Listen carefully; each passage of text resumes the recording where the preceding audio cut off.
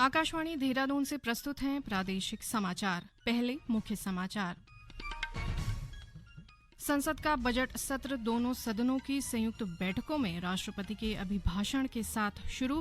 राष्ट्रपति ने पिछले 10 वर्षों में मोदी सरकार द्वारा किए गए कार्यों की सराहना की। प्रधानमंत्री नरेंद्र मोदी ने कहा, ये बजट सत्र सभी सांसदों के लिए सकारात्मक पदचिन्ह छोड़ने का एक अवसर। मुख्यमंत्री पुष्कर सिंह धामी ने अधिकारियों को सीएम हेल्पलाइन पर प्राप्त शिकायतों का जल्द समाधान करने के निर्देश दिए। और प्रदेश के ऊंचाई वाले क्षेत्रों में बर्फबारी हुई शुरू। मौसम विभाग ने अगले 36 घंटों में राज्य में कहीं कहीं भारी बारिश का ऑरेंज अलर्ट जारी किया है।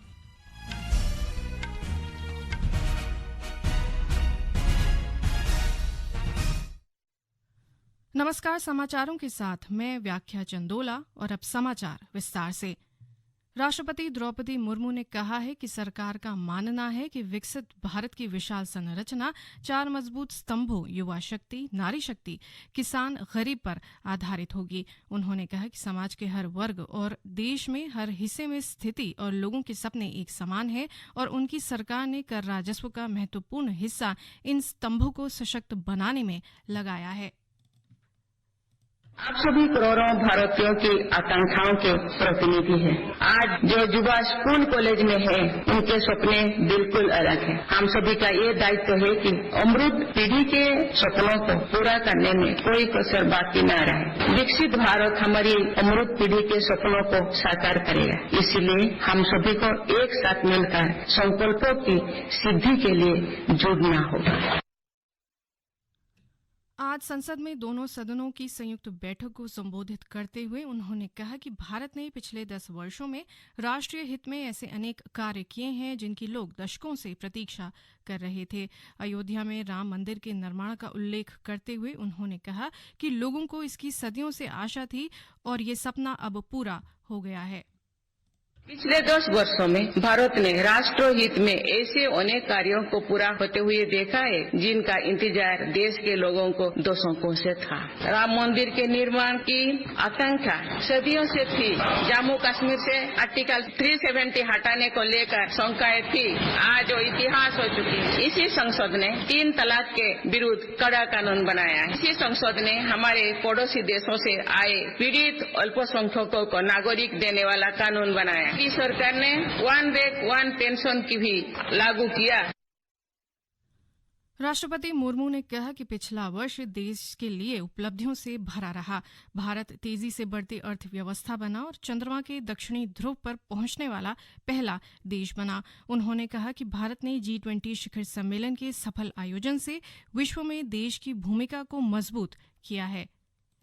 लगातार 2 क्वार्टर से भारत की विकास दर 7.5% से ऊपर रही है। भारत चंद्रमा के दक्षिण ध्रुव पर झंडा फहराने वाला पहला देश बना। भारत ने सफलता के साथ आदित्य मिशन लॉन्च किया। धरती से 15 लाख किलोमीटर दूर अपनी सैटेलाइट पहुंचाई। ऐतिहासिक G20 सम्मेलन के सफलता ने पूरे विश्व में भारत की भूमिका को सशक्त किया। प्रधानमंत्री नरेंद्र मोदी ने कहा है कि जिन सांसदों ने संसद में सकारात्मक योगदान दिया है उन्हें सदैव याद किया जाएगा, लेकिन जिन्होंने संसद की कार्यवाही में व्यवधान उत्पन्न किया उन्हें कोई याद नहीं रखेगा। आज बजट सत्र शुरू होने से पहले संसद के बाहर मीडिया कर्मियों को संबोधित करते हुए श्री मोदी ने कहा कि जो सांसद हंगामा करने और संवैधानिक मूल्यों को नीचा दिखाने में लगे रहे, वे वर्तमान लोकसभा के अंतिम सत्र में अपना आत्म अवलोकन जरूर करें। उत्तराखंड सरकार ने राधा रतूड़ी को राज्य की पहली महिला मुख्य सचिव नियुक्त किया है। राज्य सरकार ने आज इसका आदेश जारी कर ये जानकारी दी। श्रीमती रतूड़ी 1988 बैच की IAS अधिकारी हैं। गौरतलब है कि उत्तराखंड में मुख्य सचिव डॉक्टर SS संधू का कार्यकाल आज खत्म हो रहा है। डॉक्टर संधू को पूर्व में सेवानिवृत्ति के बाद 6 महीने का कार्यकाल सेवा विस्तार दिया गया था। केंद्र में प्रतिनियुक्ति में कार्यरत 1988 बैच के डॉक्टर SS संधू ने बीते वर्ष उत्तराखंड मुख्य सचिव का पदभार संभाला था। ये समाचार आकाशवाणी के देहरादून केंद्र से प्रसारित किए जा रहे हैं। मुख्यमंत्री पुष्कर सिंह धामी ने आज देहरादून स्थित सूचना प्रौद्योगिकी विकास एजेंसी ITDA का निरीक्षण किया। निरीक्षण के दौरान मुख्यमंत्री ने सीएम हेल्पलाइन 1905 और इंटीग्रेटेड कमांड व कंट्रोल सेंटर की व्यवस्थाओं का जायजा लिया। श्री धामी ने सीएम हेल्पलाइन के कंट्रोल रूम से अल्मोड़ा के पचियौना गांव के निवासी लाल सिंह की समस्या सुनी। उन्होंने जिलाधिकारी अल्मोड़ा को निर्देश दिए कि शिकायत का शीघ्र संज्ञान लेते हुए समाधान किया जाए। साथ ही मुख्यमंत्री ने यातायात व्यवस्थाओं में लगे सभी अधिकारियों को यातायात से जुड़ी सभी व्यवस्थाएं सुदृढ़ रखने और नियमों का उल्लंघन करने वालों पर नियमानुसार कार्यवाही करने के निर्देश दिए।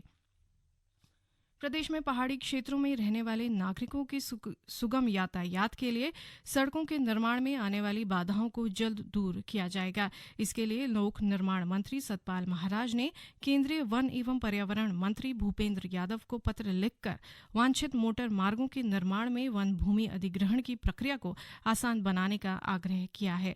उन्होंने इसके लिए मंत्रालय को कई सुझाव भी दिए हैं ताकि ऐसे मामलों का जल्द समाधान किया जा सके। श्री महाराज ने कहा कि राज्य में लगभग 80% भाग पहाड़ी क्षेत्र और 20% भाग मैदानी क्षेत्र है। इसमें से 70% भूभाग वन आच्छादित है, जिस कारण पहाड़ी क्षेत्र में रहने वाले नागरिकों के सुगम यातायात के लिए वांछित मोटर मार्गों के निर्माण में अधिकांशतः वन भूमि की आवश्यकता पड़ती है। श्री महाराज ने मांग की कि उत्तराखंड की विषम भौगोलिक परिस्थितियों को देखते हुए क्षतिपूरक वृक्षारोपण के लिए 2 गुनी भूमि के स्थान पर केंद्र की योजनाओं की भांति 1 गुना भूमि का ही प्रावधान रखा जा सकता है।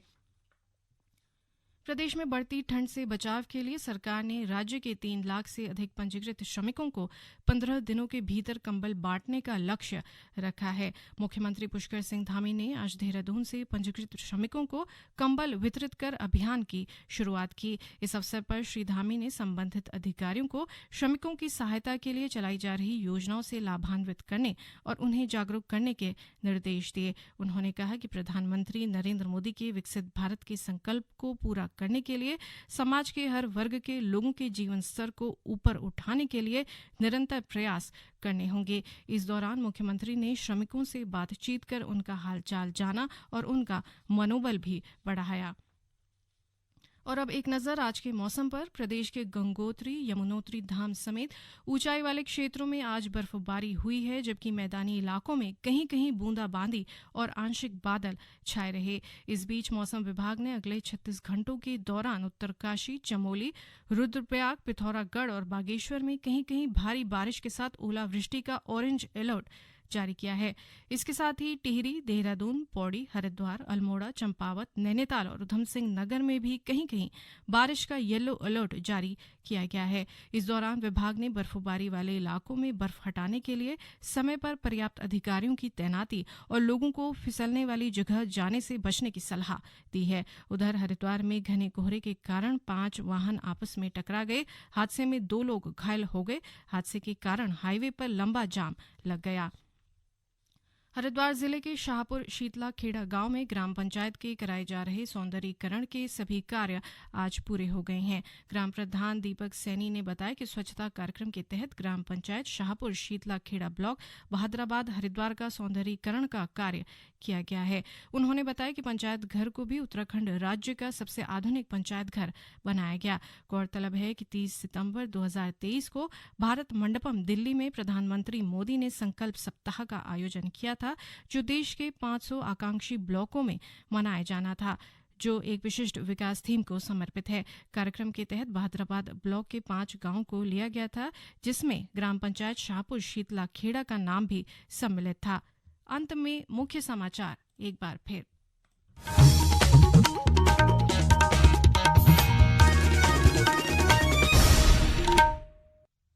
संसद का बजट सत्र दोनों सदनों की संयुक्त बैठकों में राष्ट्रपति के अभिभाषण के साथ शुरू। राष्ट्रपति ने पिछले 10 वर्षों में मोदी सरकार द्वारा किए गए कार्यों की सराहना की।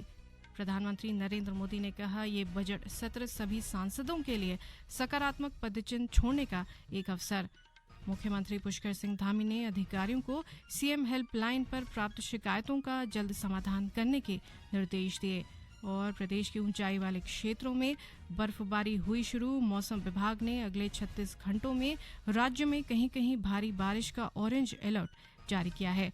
इसके साथ ही प्रादेशिक समाचार का ये बुलेटिन समाप्त हुआ। नमस्कार।